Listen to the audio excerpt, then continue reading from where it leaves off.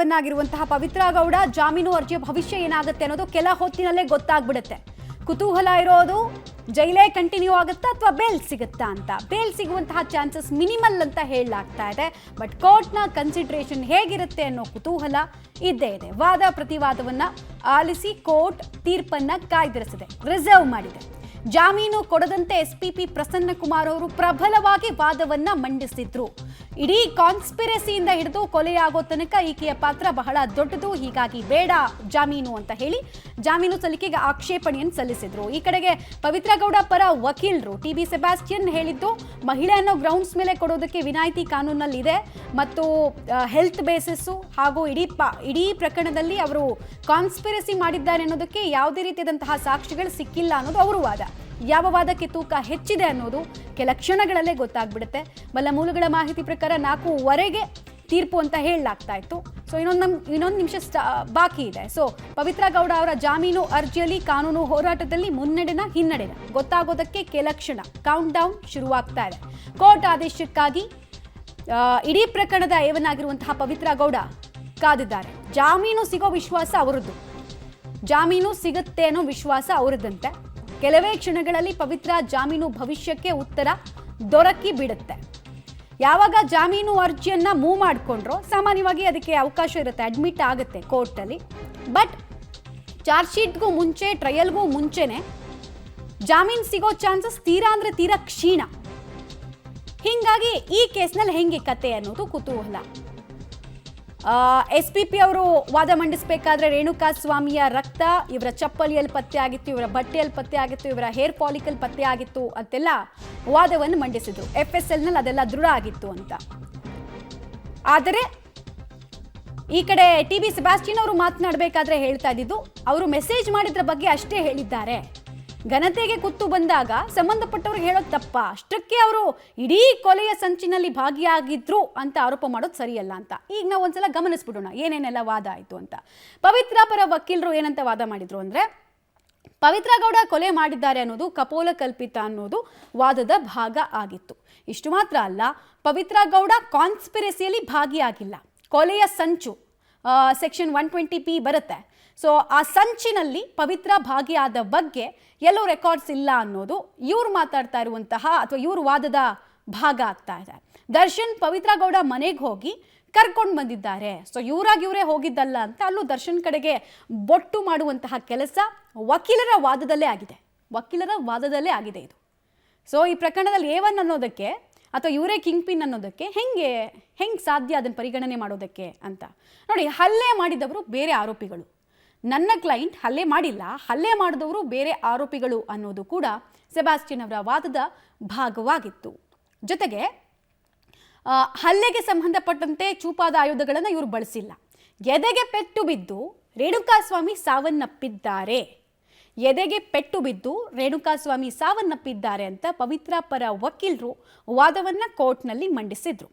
ಈ ರೀತಿ ಪವಿತ್ರ ಹಲ್ಲೆ ಮಾಡೋದಕ್ಕೆ ಸಾಧ್ಯನೇ ಇಲ್ಲ. ಅಂದರೆ ರೇಣುಕಾಸ್ವಾಮಿ ಸಾವಾಗಿದ್ದು ಆ ಹಲ್ಲೆಯಿಂದ ಆದರೆ ಅಂಥ ದೊಡ್ಡ ಹಲ್ಲೆಯನ್ನು ಪವಿತ್ರ ಮಾಡೋದಕ್ಕೆ ಸಾಧ್ಯನೇ ಇಲ್ಲ ಟೆಕ್ನಿಕಲಿ ಅನ್ನೋದು ಇವರ ವಾದದ ಭಾಗ. ಜಾಮೀನು ವಿಚಾರದಲ್ಲಿ ಕಾನೂನಿನಲ್ಲಿ ಮಹಿಳೆಗೆ ವಿನಾಯಿತಿ ಇದೆ ಅನ್ನೋದನ್ನ ಕೂಡ ಕೋರ್ಟ್ನ ಅಬ್ಸರ್ವೇಷನ್ಗೆ ತರುವಂತಹ ಪ್ರಯತ್ನ ಪವಿತ್ರ ಪರ ವಕೀಲರಿಂದ ಆಗಿದೆ. ಹೀಗಿರಬೇಕಾದ್ರೆ ಪವಿತ್ರ ಗೌಡ ಅವರ ಸಂಚು ಇದರಲ್ಲಿ ಹೆಂಗಿದೆ, ಅವರು ಒಳಸಂಚು ಅಂತ ಅವ್ರ ಮೇಲೆ ಏನು ಸೆಕ್ಷನ್ ಹಾಕಿದ್ದಾರೆ ಅದು ಸರಿಯಲ್ಲ ಅನ್ನೋದು ಈ ವಾದದ ಹುರುಳಾಗ್ತಾ ಇದೆ. ಹಾಗಾದರೆ ಇದಕ್ಕೆ SPP ಅವರ ವಾದ ಏನಾಗಿತ್ತು? ಫೆಬ್ರವರಿ ತಿಂಗಳಲ್ಲಿ ರೇಣುಕಾ ಬೆತ್ತಲೆ ಫೋಟೋವನ್ನು ಪವಿತ್ರ ಗೌಡಗೆ ಕಳಿಸಿದ್ದಾನೆ ಅಂತ ಇನ್ವೆಸ್ಟಿಗೇಷನಲ್ಲಿ ಗೊತ್ತಾದ ಅಂಶಗಳನ್ನು ಉಲ್ಲೇಖ ಮಾಡಲಾಗಿದೆ. ಇಲ್ಲಿ ಫೆಬ್ರವರಿ ತಿಂಗಳಲ್ಲಿ ಮೆಸೇಜ್ ಮಾಡಿದ್ದು, ಅದಾದ ನಂತರ ಅದನ್ನು ಜೂನ್ ತಿಂಗಳಲ್ಲಿ ಈ ಬಗ್ಗೆ ಸಂಬಂಧಪಟ್ಟವರ ಗಮನಕ್ಕೆ ಪವಿತ್ರ ತಂದಿದ್ದರ ಬಗ್ಗೆ ಕೂಡ ಸಾಕ್ಷಿಗಳನ್ನು ಪೊಲೀಸರು ಕಲೆ ಹಾಕಿದ್ದಾರೆ ಅಂತ SPP ಅವರು ಪವಿತ್ರ ಬೇಲ್ಗೆ ಆಕ್ಷೇಪಣೆ ಸಲ್ಲಿಸಬೇಕಾದ್ರೆ ಮಾಡಿದ್ದಾರೆ.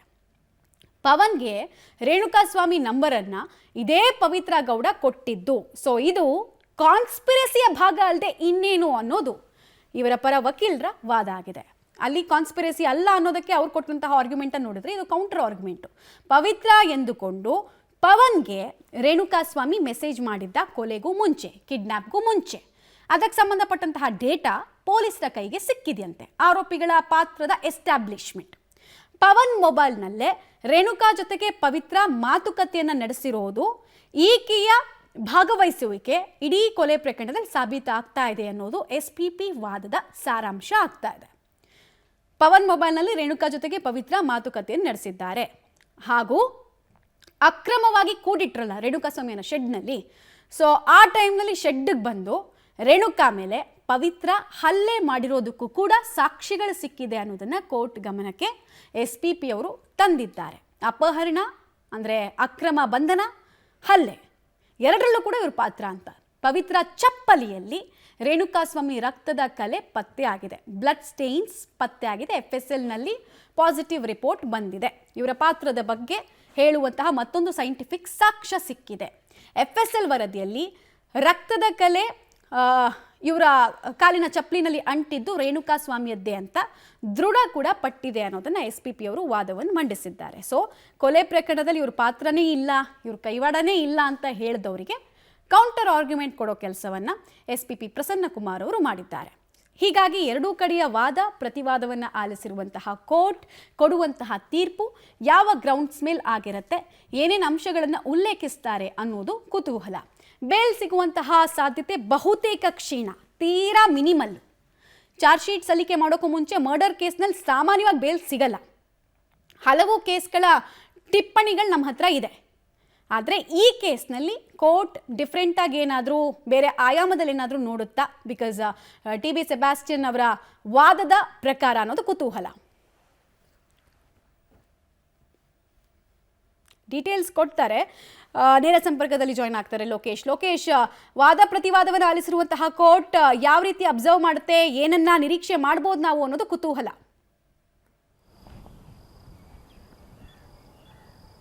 ಮಮತಾ, ಖಂಡಿತವಾಗೂ ಈಗ ವಾದ ಪ್ರತಿವಾದಗಳು ಎರಡೂ ಕೂಡ ಮುಕ್ತಾಯ ಆಗಿದೆ. ಆದರೆ ಇಲ್ಲಿ ಪ್ರಮುಖವಾಗಿ ಸರ್ಕಾರಿ ಪರ ವಕೀಲರು ನೀಡಿರುವಂಥ ಸಾಕ್ಷ್ಯಗಳು ಏನು ಅನ್ನೋದನ್ನು ಕೂಡ ನ್ಯಾಯಾಲಯ ಪರಿಗಣನೆಗೆ ತೆಗೆದುಕೊಳ್ಳುತ್ತೆ. ಇದರಲ್ಲಿ ಪವಿತ್ರ ಗೌಡ ಅವರ ಪಾತ್ರ ಏನಿದೆ ಅಂತೇಳಿ ಸರ್ಕಾರಿ ಪರ ವಕೀಲರು ಕೂಡ ಕೆಲವೊಂದಿಷ್ಟು ಸಾಕ್ಷ್ಯಗಳನ್ನು ಕೊಟ್ಟಿದ್ದಾರೆ. ಆದರೆ ಪವಿತ್ರ ಗೌಡ ಪರ ವಕೀಲರು ಹೇಳ್ತಾ ಇರೋ ಪ್ರಕಾರ ಪವಿತ್ರ ಗೌಡ ಅವರು ಇದರಲ್ಲಿ ಪಾತ್ರ ಇಲ್ಲ, ಅವರು ಕಪಾಳಕ್ಕೆ ಹೊಡೆದಿದ್ದಾರೆ ಅನ್ನೋದಕ್ಕೆ ಸಾಕ್ಷಿ ಏನಿದೆ, ಎಲ್ಲಿ ಅಂದರೆ ಕಪಾಳಕ್ಕೆ ಹೊಡೆದಿದ್ದಾರೆ ಅನ್ನೋದಕ್ಕೆ ಸಾವಾಗಿದೆಯಾ ಅನ್ನೋದ್ರ ಬಗ್ಗೆ ಕೂಡ ಎಲ್ಲ ಕೂಡ ಪ್ರಸ್ತಾಪವನ್ನು ಮಾಡಿರುವಂಥದ್ದು. ಅಂದರೆ ಪವಿತ್ರ ಗೌಡ ಪರ ವಕೀಲರು ಹೇಳ್ತಾ ಇರುವಂಥದ್ದು ಪವಿತ್ರ ಗೌಡ ಅವ್ರದ್ದು ಇದರಲ್ಲಿ ಪಾತ್ರ ಇಲ್ಲ ಅಂತೇಳಿ ವಾದವನ್ನು ಮಂಡಿಸಿರುವಂಥದ್ದು.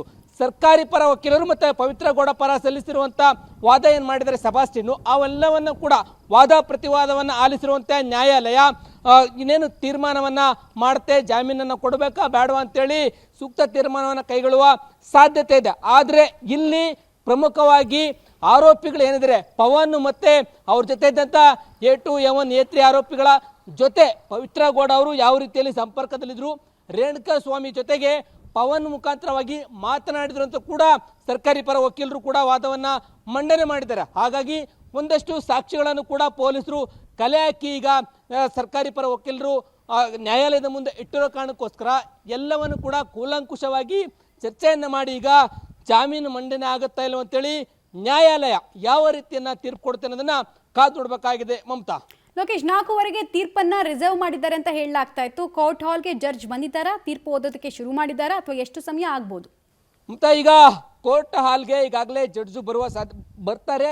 ಜೊತೆಗೆ ಈ ವಾದ ಪ್ರತಿವಾದ ಆಲಿಕೆ ಮಾಡೋದ್ರಿಂದಾಗಿ ಅದನ್ನು ಸಂಕ್ಷಿಪ್ತವಾಗಿ ಚರ್ಚೆಯನ್ನು ಮಾಡಬೇಕಾಗತ್ತೆ. ಮಾಡಿದ ನಂತರ ಈ ಒಂದು ನ್ಯಾಯಾಲಯದ ತೀರ್ಪು ಏನಾಗಿರುತ್ತೆ ಅನ್ನೋದ್ರು ಕೂಡ ಕುತೂಹಲಕಾರಿ ಆಗಿರುವಂಥದ್ದು. 4:30ಕ್ಕೆ ಈ ಒಂದು ತೀರ್ಪು ಅನೌನ್ಸ್ ಆಗುತ್ತೆ ಅಂತ ಕೂಡ ಹೇಳಲಾಗ್ತಾ ಇದೆ. ಸಮಯ ಕೂಡ ಆಗಿರುವಂಥದ್ದು.